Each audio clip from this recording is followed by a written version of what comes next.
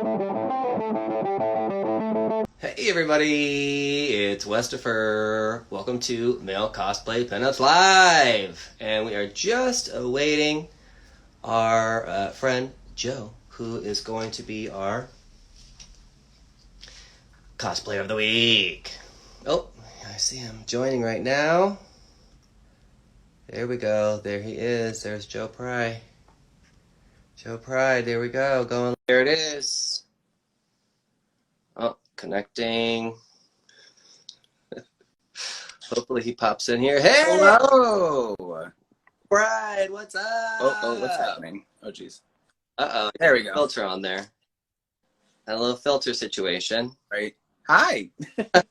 Hi! How you doing? I'm doing fine. Yes. Just, surviving the pandemic like most.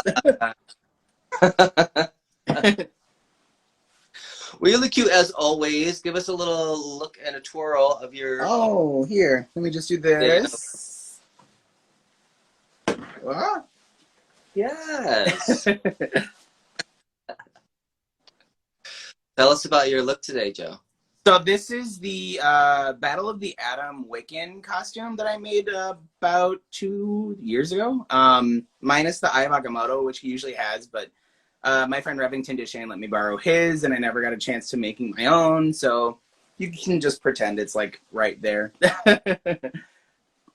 If you're wearing it, it's yours. Yeah. So it's my second Wiccan costume.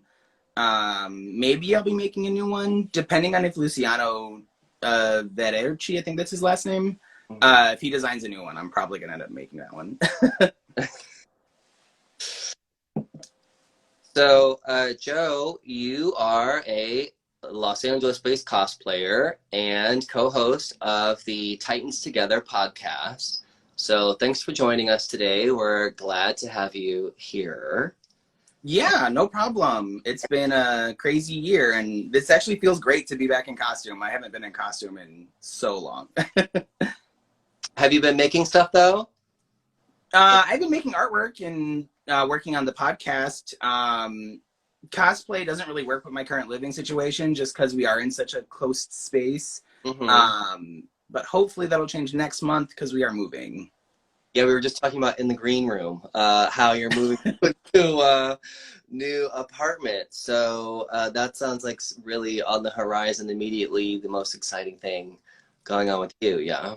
Yeah, definitely. I mean, shortly thereafter, I want to get back to making stuff. I literally was going through finding this costume, and I just have boxes on boxes of just piles of spare fabric, and I just want to, like, use them. It's like, it felt weird, like, looking at it and being like, I haven't touched you in so long. Like, I can make so many things. Oh, and you're a very creative person, so I'm sure for you to be in a space where you can't utilize all of those skills and use your fabrics is frustrating. It is. I mean, I used my sewing machine once over the past year, and I think it was to fix one of my boyfriend Brian's t-shirts. So I really want to get it back to work. Yes, and I'm just like leaning in and waving to everyone here. Every time I get closer to the camera, I'm just waving to someone coming in to chat. So, hey everybody, we are live. Joe Pryde, you obviously love Kitty Pryde. I've seen a number of your cosplay looks, various outfits for Kitty. So if you are willing, let's go into a speed round where I'm sure that fandom will come up. Are you ready? Sure. Yes, let's do it. Okay, speed round. Where are you from? I am from Griffith, Indiana. All right, and now you are in Los Angeles. Yes. Yes. How long you been in LA? I've been in LA almost 2 years as of June. All right. What is your favorite genre? My favorite genre, I guess it would probably be a tie between superhero and horror. Superhero for comic books, horror for movies. Yes. And speaking of, what is your favorite movie? Oof, that is such a hard question. My favorite movie, just off the top of my head, I'm going to go with the 1974 classic Black Christmas, starring Margot Kidder and Olivia Hussey. It's one of my favorite movies. Love that. Mm-hmm. Going back. Favorite cartoon? Favorite cartoon? I'm gonna say Batman the Animated Series, for sure. Good one. Yes, that's a classic. Favorite superhero? Marvel, Kitty Pryde. If it's DC, anyone on the Teen Titans. There we go. There we go. Told you we're going to bump on that Kitty Pryde eventually. So that's Yeah. the speed round. Good job. You got every question right. Thank What you. do you really love about Kitty Pryde? Well, I gravitated to her a lot as a kid because of X-Men Evolution. Yeah. And it was cool to see her be the focal point of at least the first season of that show. And from there, I read Joss Whedon's Astonishing X-Men run, which had her as the main character. And I read a lot of the Excalibur stuff. She really just is like from my point of view, like the best X-Men. I loved watching her grow up. I kind of grew up with her. So Great part of that little run there. So yeah, I could definitely see where, because she's kind of been in a lot of different spots. You know what I mean? She's made her way around. yeah, she's been on like every team. Right. But I feel like she's been fairly consistent over the years, though. You know what I mean? Consistent, but vastly underrated. I mean, most characters get at least like 3 Marvel Legends of themselves, but I've gotten 1 of Kitty Pryde. Criminal.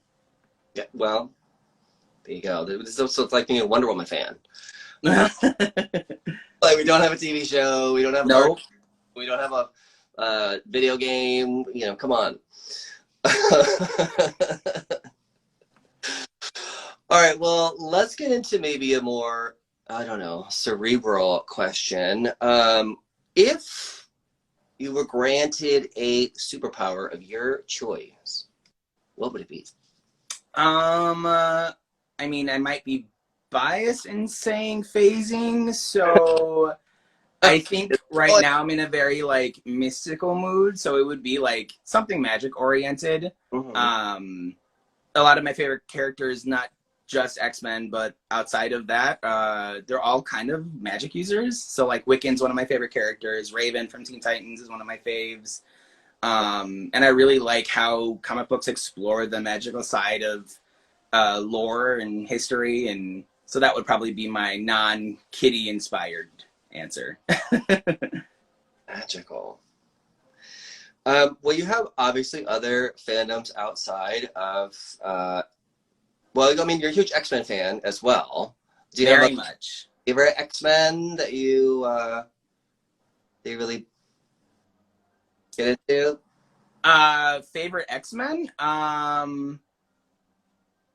If it's not Kitty Pryde, I really like a lot of the younger generation of heroes. When I started reading comic books, Academy X was like the biggest book going on at the time, and that featured like the pitch line for the book was basically like, what if mutants were set up like Harry Potter schools? And it's the funnest book, very tragic towards its end, but like all of those characters are amazing and fun and really inspired creative work. I was really happy with that book. So any of the Academy X kids holds a special place in my heart. Oh. Now you're also a big Buffy fan as well. I am. So was that a show that you got into during its original run? Were you into the comic book or? Oh. So I started watching back when it was on UPN. So that was like the last 2 seasons. But then I got to catch up, luckily, before Netflix syndication helped me like re-watch everything that I had missed up until that point. And since then, I've seen the show like 7 times because I have no life. So to say I'm a fan is probably an understatement. I have a lot of the comic books. I have the board game. Oh my God. I follow Sarah Michelle Gellar on Twitter. Yeah. Who would you say your favorite Buffy character is? That's easy, actually. My favorite Buffy character is Faith, the like edgy former evil slayer. I really loved her character dynamic across the span of the show. And into the comic books, she has a whole volume of the Buffy comics dedicated to her, and it's like my favorite. Like, she's so great and interesting and nuanced and doesn't get enough love in my opinion. And Eliza Dushku's a treasure, so. I mean, I love the attitude of the character. I mean, she's fantastic. Now, tell me, Joe, are you like a Dawn apologist, or are you someone who sees Buffy's little sister as an annoyance? I am definitely an apologist. I love Dawn. I think I hold a special place for her because that was when I started watching, was those last couple of seasons where she was already a part of the show. Mm-hmm. So it was very interesting watching the older episodes in syndication and being like, well, where's Dawn? Why isn't she here? Right, 'cause very, incremental in those seasons as well. Yeah, she was great. I loved her. I don't understand the hate. And I like Michelle Trachtenberg. I think she's a great actress.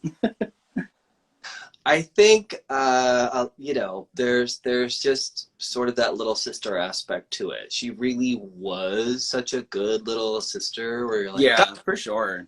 I mean, why are they go? And the way she was, retconned in was a very different. I think people were just sort of taken by that. But when I was showing my boyfriend the show, I had to constantly defend Dawn. It was such a chore. By the end of the show, I'm like, she's great. You have to understand. You have.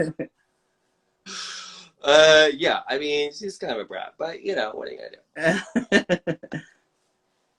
Now, there's obviously a lot of, I don't know if it's really controversy, but really coming to light about Joss Whedon these days. I mean, for me personally, I don't, it doesn't ruin my fandom because other people were on that show, but does it give you like a different lens when you look at those things now? Not necessarily, and that is to say, I'm not like jonesing to go rewatch the show anytime soon. I've seen it, like I said, like 7 times. But for me, like, I believe Charisma Carpenter, and I knew about those rumors way back in like 2012. It was kind of a commonplace story or legend within the fandom. So I believe I liked what Sarah Michelle Gellar said, where she was like, I always stand Buffy, but I don't stand that other aspect of it. And that's kind of where I'm at. Like, you can have a nuanced opinion about a show and know that wasn't made by necessarily the best person. Well, and there are so many people behind it. There are cameramen. Yeah. Producers. There are showrunners. There's all the wardrobe people. There's the stunt people. There's so many people on a show like that. So, yeah. And the characters really, like, once they're kind of part of you and in your heart, like, they belong to you. Yeah. I gravitate so much towards those characters and the actors who portrayed them and the other writers in the writer's room. Like, to completely erase Jane Espenson, who's another writer from the show, like, she was crucial to those last couple seasons being great. So, like, it is what it is. Yeah. Now, would you be up for this reboot / whatever they're talking about doing with Buffy? I'm not against it. I know that necessarily it probably isn't for me, and I know that they're probably making it as for, like, the newer generation of people wanting to watch shows. So I'm down for the ride. If it's bad, then it's bad, and I don't harp on that kind of stuff. I know a lot of other people do in terms of reboots. I have in the past. It took a lot to realize that Teen Titans Go just isn't for me, and I don't need to hold on to that kind of hate, So, I have bigger things to worry about than why they're making a Buffy reboot, Exactly. I mean, it could be good. It could be good. I don't know. The really important question for any Buffy fan is, have you seen that David Boreanaz video? It did pop up on my Twitter feed. Kind of mortifying. Apparently, this has been a common occurrence among celebrities over the past couple weeks, because the guy from American Gods had his video leaked, apparently. So it's interesting, and I'm just going to sip my energy drink. Oh, I'm going to wave to some people coming in. Yeah, I mean, you know what? At this point, you should know how technology works, in my opinion. Honestly. You want things to be private, keep it private. You are the host of a podcast called Titans Together, and you dropped your first episode. I did. Yes, congrats. Welcome to Thank you. world. Now you're doing a video podcast and audio will be accompanying. On the way soon. As soon as I get a little bit more acclimated to editing, because I'm not. I'm definitely more of a writer. This was a process. I don't have a working PC at my disposal, so I've been doing everything through my iPad. Mm-hmm. So it's like tutorial learning how to edit, then tutorial of learning how to edit on a iPad. So it's been a whole thing. The first episode isn't perfect, but I think there's some fun moments in there that people could really attach to. And the second episode should be out next month. We are planning a monthly release schedule. Me and Geeky JP James, shout out. Yeah, that's awesome. I mean, starting a podcast is it's not easy because there are all those components to it, especially since you're adding the video. I know on my show, the Richie Rich and Westford show, if y'all are interested to hear that, we only do audio because that was the part we could figure out. We could get a microphone and we could record it live. Now I actually do edit it. So you have that whole video component too. Hey, waving some more people in the room here. So obviously your focus is the Titans. Are you doing any kind of recaps of the show or?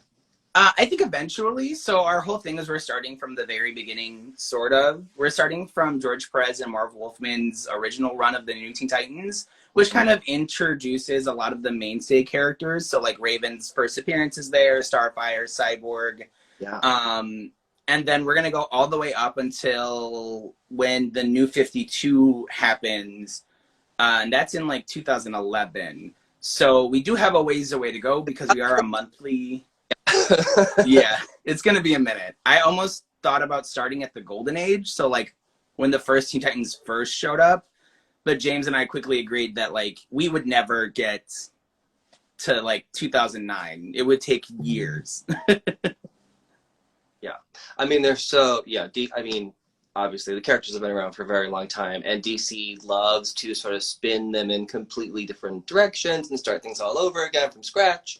And kill off most of them when they have a big event. It's a whole thing. Kill people off. And then, of course, in addition to the comics run, there's also all the Titans animated series as well. So now you mentioned that the Titans Go wasn't for you. But are you what would you say your favorite animated version is then? So I just rewatched the original cartoon and I really love it. I think that while I think it's going to always be my number one is the first cartoon, but I really do appreciate what they're trying with Young Justice over on HBO Max. Like they kind of rush story beats too much for my liking, but I love any iteration of my characters showing up in some form that is like geared towards my age range. Teen Titans Go is just a little bit too young. I know they get like really self-referential, but like, yeah, that's okay. It's not the end of the world. Like you said, not everything is for everybody. Yeah. Have their things. What about the live action? Have you seen that at all? You're watching that? No. I just started I watched literally a clip of a fight scene yesterday and I was very upset. I think that when we get closer to 2011 era comic books, yeah, I might do like maybe a drunk live where we watch it and just react, rip it, because I have so many problems. I saw what they were doing to Donna and I'm just like, that isn't it. Please, no. Yeah. We literally have done the entire live just about the Titans, obviously. I have very strong opinions. Yes. Who would you say, like, I definitely have a crush on Beast Boy, for sure. Like, who would you say you have a crush on the most in the Titans? It's so stereotypical, but when I started reading was when Jeff Johns introduced kind of like a new iteration of the team, and that featured Connor Kent, who was Superboy. Okay. And that one was definitely the most appealing to me. He was like this just annoying beefcake with anger issues, and I just liked it. Mm-hmm. Not my type, generally speaking, but preteen me was very happy reading those books for that reason. There we go. Now, before we go, what are you either currently watching or reading? It could be a old go-to or standby or something new. So right now I am reading through Jeff Johns and George Perez and Marv Wolfman's Run of the Titans. We're just on volume 2, which is great. It's just Golden Age or Bronze Age comic books, just being fun and goofy, and getting ready to release the next episode of the podcast. Other than that, what I'm watching, I just finished WandaVision, which was amazing. I'm kind of biased, though I am in a Wiccan costume. I really enjoyed it thoroughly, and I am excited that next week we get Falcon and Winter Soldier. So I think this pandemic has really made me hungry just for more Marvel content, because I was looking forward to Black Widow, and we still haven't seen it yet. Yeah, all the movies, exactly. What would you recommend to someone if they, let's say they were just like, I don't know, I haven't really heard of the Titans, or maybe they have just watched the show. What would be a recommendation to give someone to jump into the Titans? I think that Jeff Johns' run on the Teen Titans was really exceptional. It was like his first introduction into the book's writing as a writer. And that's where we got Superboy. That's where Beast Boy kind of adapted his cartoon comic outfit.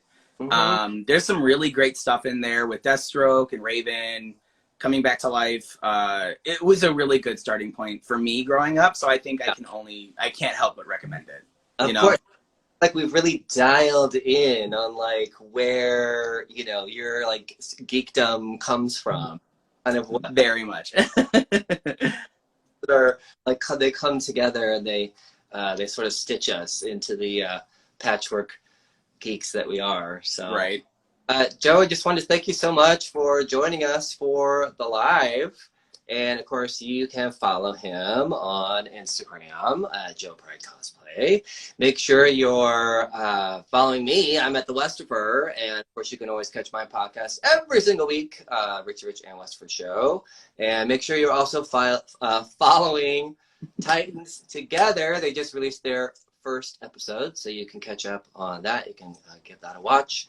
And if you enjoyed the live and you want to see some more cosplays and some real sexy cosplays, you can go to our Patreon at Cap Lucky, so CAPLUCKY. Go to that Patreon. There's some good stuff there, and a really big library. It's a really big library of material, so I'm sure that you will enjoy it. Give us some love.